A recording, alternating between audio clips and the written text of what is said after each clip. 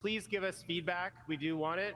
Yeah, so nothing on GA for next pricing. I think they're still working out pricing for next. Love to hear more about Blueprint because they went over that super quickly. And I think there's a lot of potential value there, but it's hard to get it from 30-second slide. What they showed was a lot of complexity and a pretty high level workflows. So I'm wondering if they're aiming to, make analysis easier for everyday users. They didn't really show a lot of that democratization. As much as they talked about AI not taking the business analyst job, it is taking part of that job. They need the word that different going in the future. A great workshop at this conference would be a 30-minute figure out, give everybody an index card and have them put 3 things that they can do that AI will never be able to do. So that when they're in the elevator with their boss's boss and they say, why still need you? Exactly. I think they had to do something in terms of giving some cues to what the price is going to be.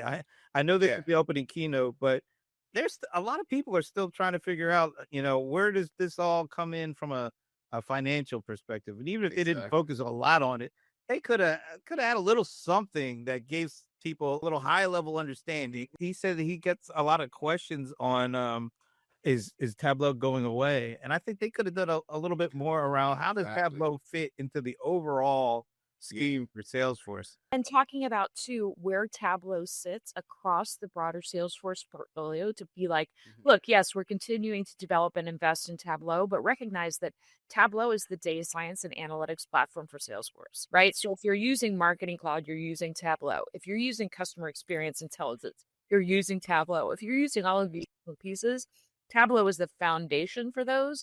And we don't necessarily see that when we get this sort of layer cake slide of the entire Salesforce platform. And I think that's a point worth making. Yeah. We didn't see that synergy between, I guess, like Data Cloud, the integration into the Salesforce ecosystem. They did show the Databricks stuff, which I thought was interesting to choose the Databricks example. The agents that they identified, people were actually applauding for. Was the concierge agent? I think the inspector we could have spent more time on too, because I think that is interesting. The ability to sort of set proactive alerts, right? So if we go back to that supply chain and tariff example, which is a horrible one, but I'm going to use it anyway. Being able to say, give me an alert if a certain dollar amount of my suppliers are in certain places that are impacted, right? And be able to set some thresholds for that to tell me when those fluctuations are happening or are going to happen. Boy, there's a lot of that kind of stuff that I know would make people sleep a little bit better at night. You got consumption, you got subscription. They have to address it at a very high level.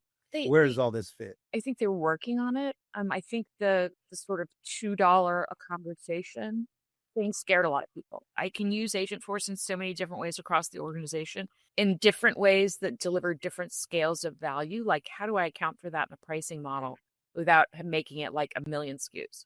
I mean, there's going to be a lot of people say this stuff looks great, but can I afford it? A lot of the recent kind of bundles have included a certain number of data cloud credits, but without people really knowing what that looks like in terms of actual consumption, it's hard to predict, plan, and move beyond a pilot. There were no hints as is will be part of existing licenses or require new add-ons. So it was it's a good time to get that buttoned up. I know it's something they're working on, but when you start thinking about all the different permutations of how this stuff can deliver value, all of the different compensation levels of the people from a productivity perspective, right? Getting that down to something crisp. I think the folks that have done the best in kind of switching from this pursuit to consumption with AI is the folks at Verint. 2 years since they really introduced it, right?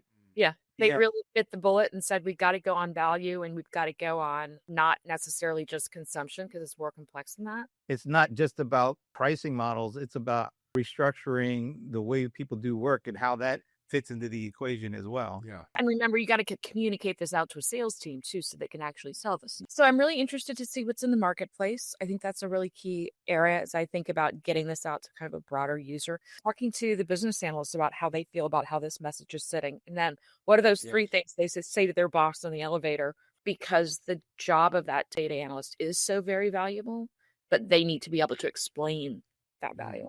They got to be able to explain why it becomes even more valuable. This actually ends up being a really good opportunity if they grab hold of it and think of it like that. We saw some nice tight demos today, but most bosses are not going to be able to, in conversational language, ask Tableau to give them the perfect answer to their question. They're going to need that data whisperer to do a lot of that work for them. I'm going to be looking closely at the blueprint stuff too. I would have liked to have heard more about that. With the marketplace stuff too, like, how curated is that? Yeah, or how curated will it be? And will it foster genuine collaboration or become just a dumping ground for stuff? All three of us are at TDX. The one thing that I really appreciate about TDX is how they incorporated not only the community, but also Agent Force Exchange.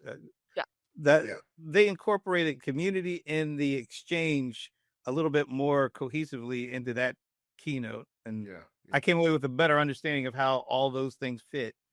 I'm not necessarily on that same level with what we just saw. I'm curious too about the Slack channel. Yeah, but it's funny, guys. So I was at Canva last week.